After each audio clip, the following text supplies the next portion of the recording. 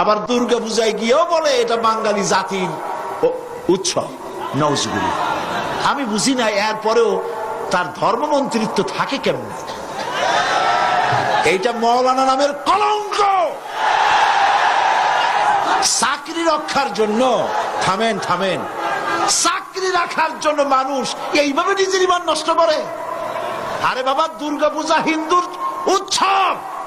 আমি 1,00,000 বার 1 কোটি বার বলবো, দুর্গা পূজার সাথে এই দেশের মুসলমানদের কোনো সম্পর্ক নাই। এটা মুসলমানদের অনুষ্ঠান নয়।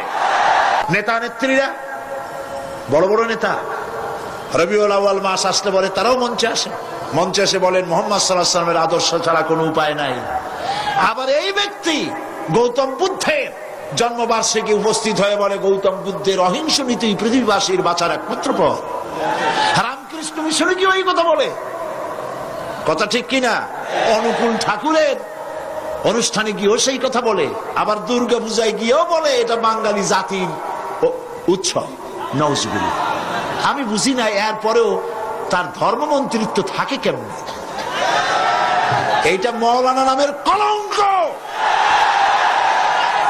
চাকরি রক্ষার জন্য থামেন থামেন, চাকরি রাখার জন্য মানুষ এইভাবে নিজের ঈমান নষ্ট করে। আরে বাবা, দুর্গা পূজা হিন্দুর উৎসব। আমি 1,00,000 বার 1 কোটি বার বলবো, দুর্গা পূজার সাথে এই দেশের মুসলমানদের কোনো সম্পর্ক নাই। এটা মুসলমানদের অনুষ্ঠান নয়। তথাকথিত ওই মন্ত্রীর মৌলানা নাম, মৌলানা শব্দ দুর্ভাগ্যজনক ভাবে তার নামে লেগে গেছে। আর হইতে পারে এই মুসলমানদের জন্য নিশ্চয়ই নয়। এটা হিন্দু ভাইয়েরা তাদের ধর্ম পালন করুন, আমাদের আপত্তি নেই। আমরা ঈদ করি, তারা পূজা করবে, কিন্তু ওইটা আমার উৎসব। এই কথা কেন বলবো আমি? হিন্দুরা কি কোনোদিন বলে যে ঈদ আমাদের উৎসব? তো তুমি তোমার চাকরি রক্ষার জন্য এত পাও চাটো কেন? একটু লজ্জা টজ্জা থাকা উচিত, ঠিক কিনা?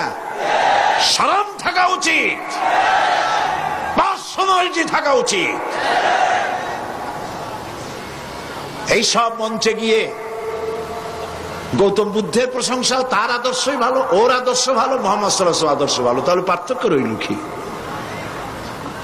গোলালু মার্কা নেতা, গোলালু ভর্তায় চলে, চিংড়ি মাছে চলে, গোস্তে চলে, মাছে চলে। গোলালু কোন জায়গায় বলে না যে এটা দিয়ে আমারে হবে না। কাজী ওরে পূজায়, পূজার মণ্ডপেও চলে, ঈদের মাঠেও চলে, সব জায়গায় চলে, জাহান্নামেও চলবে।